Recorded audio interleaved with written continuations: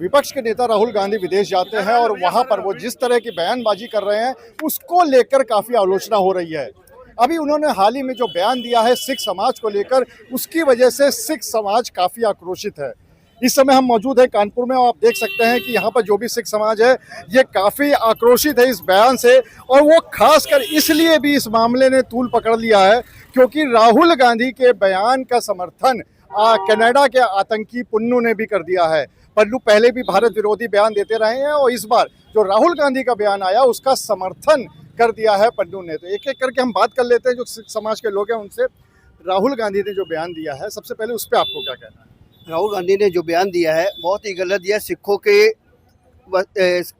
ककारों के ऊपर उन्होंने जो ये गलत अंतर लगाए हैं वो बहुत ही गलत है। क्या हमारे लोगों के बच्चे पढ़ेंगे नहीं, कुछ करेंगे नहीं, कहीं जाएंगे नहीं? उनके ऊपर यदि कड़ा कृपान कड़ा कंगा पगड़ी और कच्छा पहनने में यदि किसी प्रकार का कोई ऐतराज़ करता है तो हमारी सीधा सिक्के के ऊपर वो मतलब अटक करता है, वो बहुत ही गलत है। इस चीज़ के हम लोग बहुत ही निंदा करते हैं हर तरह से। राहुल गांधी ने जो बयान दिया है उस पर क्या कहना है, और फिर जिस तरह से पन्नू ने राहुल गांधी के बयान का समर्थन कर दिया उस पर क्या? राहुल गांधी अपनी दादी और पिता राजीव गांधी के नक्शे कदम पे चल रहे हैं। उन्होंने आज तक वही काम किया जो उनके दादी और उनके पिता सिख विरोधी काम करते आए, उसी के वो मूल रूप से वही काम कर रहे हैं। उन्होंने जो बयान दिया, आज तक कोई भी एक उदाहरण नहीं है इस देश के अंदर जहां पर हम भी कड़ा पहनते हैं, हम लोग भी पगड़ी बांधते हैं। आज तक कभी भी कहीं ना एग्जाम देते, ना कहीं गुरुद्वारे मंदिर कहीं जाते समय हम लोग को कभी भी कुछ रोका नहीं किया है। और ये पन्नू की बात करते हैं तो ये पुराने खालिस्तानी समर्थक हैं। इनका काम ही यही है कि ऐसे ही देश विद्रोहियों को ढूंढ करके ये देश विद्रोह वाली बात करा करते हैं। आपको क्या लगता है कि जो राहुल गांधी इस तरह के बयान, पहले भी देखा गया है कि वो विदेशों में जाके ज़्यादा इस तरह के बयान देते हैं, अब जो सिख समाज को लेके दिया है बयान, उसके पीछे उनकी क्या मंशा हो सकती है? देखिए, वो पूरी तरीके से भारत को अस्थिर करने में लगे हुए हैं। आप सिखों के अलग अगर देखेंगे तो आज जगह जगह पटरियों पे सिलेंडर रखे जा रहे हैं। ये कहीं ना कहीं ऐसे नेताओं ने बढ़ोतरी की है, उनकी बढ़ोतरी के कारण उनको बढ़ावा दे रहे हैं, उसके कारण कहीं ना कहीं हो रहा है। और जो पन्नू ने समर्थन किया है तो इसका मतलब यही है कि राहुल गांधी ने जो बोला है वो पन्नू के कहने पे बोला है, ताकि भारत में जो हिंदू सिख एक साथ मिल के रह रहे हैं कहीं ना कहीं उनके मन में आपस में बैर हो और एक बार देश फिर टूटने की कगार पे आए। मैं उनको बताना चाहता हूँ, आज तक जितनी बार भी सिखों पे जुल्म हुआ है तो कांग्रेस की सरकार ने किया है, चाहे वो ऑपरेशन ब्रू स्टार के नाम पर श्री दरबार साहिब अमृतसर में हमला हो या 84 में नरसंहार के नाम पर सैकड़ों हजारों सिखों को, निर्दोष सिखों को मौत के घाट उतारा गया। जिस चौराहे पे आप खड़े हैं, इस चौराहे पे भी कांग्रेस के लोगों ने सिखों को गले में टायर डाल के चलाया था। इस मामले में कभी उनका बयान नहीं आया। मैं राहुल गांधी को चेतावनी देना चाहता हूं, या तो वो माफ़ी मांगे या जब उत्तर प्रदेश आए तो जूते की माला पहनने के लिए तैयार रहें। आपको क्या लगता है कि क्या वाकई में जो राहुल गांधी का बयान है वो कहीं ना कहीं जो खालिस्तानी है उनसे समर्थित है? राहुल गांधी लगातार तीसरा चुनाव हारने के बाद मानसिक संतुलन खो बैठे हैं। इसीलिए वो जाके विदेश में अनर्गल प्रलाप करते रहते हैं, क्योंकि यहाँ तो कोई इनकी सुनता नहीं है। वहाँ अपने 2-4 समर्थकों के साथ बैठ के वहाँ देश के विरोध की बात करते हैं। आज सिख ऐसी कौम है जिसमें हवाई जहाज में चढ़ने के समय एक आप नेल कटर नहीं ले जा सकते अपने साथ, लेकिन सिख अपनी कृपाण हवाई जहाज में ले जा सकता है। ये बहुत बड़ी बात है, ये वो समझ नहीं रहे इस चीज़ को। अगर वो इस तरह के आग से खेलेंगे तो उनका वही हश्र होगा जो पहले के साथ हुआ है। आपको क्या लगता है कि फिर इस तरह के बयानबाजी के पीछे मकसद क्या है, और जिस तरह से पन्नू ने समर्थन कर दिया है उससे क्या लगता है?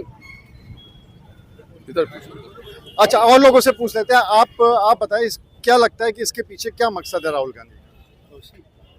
जहाँ तक मुझे लगता है राहुल गांधी कोई मकसद के बारे में नहीं पता कि मकसद कहता क्या है।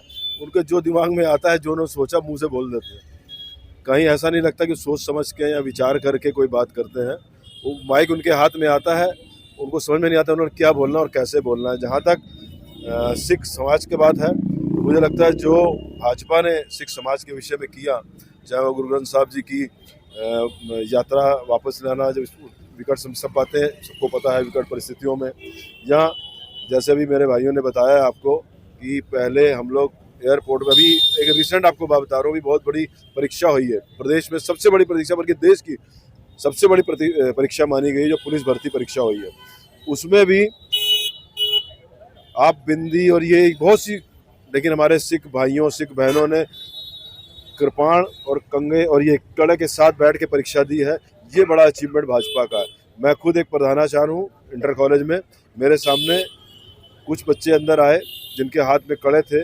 पुलिस वालों ने एक बार प्रयास किया तो मैंने तुरंत कहा कि इसको इस पर हाथ न लगाइएगा। ये बाकायदा ऊपर से शासनादेश हो चुका है कि आप धर्म से संबंधित किसी चिन्ह को उतारने के लिए अधिकारी नहीं है।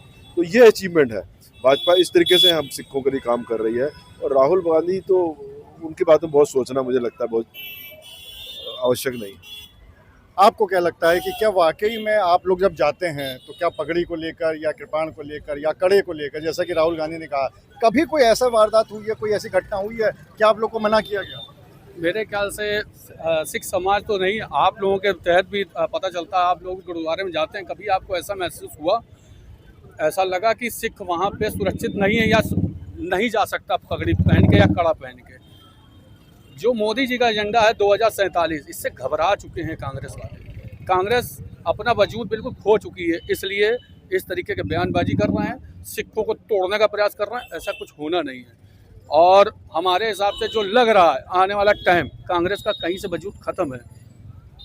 तो ये पूरा सिख समाज है जो कि इस समय गुरु गोविंद सिंह चौक है, बहुत मशहूर चौक है यहाँ कानपुर का, बहुत ऐतिहासिक चौक है। यहाँ पर सब लोग जमा हुए हैं और लगातार इस बात को कह रहे हैं कि राहुल गांधी की जो बयान है उसका वो बिल्कुल भी समर्थन नहीं करते हैं और इस तरह की कोई भी घटना उन लोगों के सामने कभी नहीं हुई है। और उन्होंने एक मांग और की है कि राहुल गांधी को इस बयान के लिए माफ़ी भी मांगनी चाहिए। अनुराग अग्रवाल, TV9 कानपुर।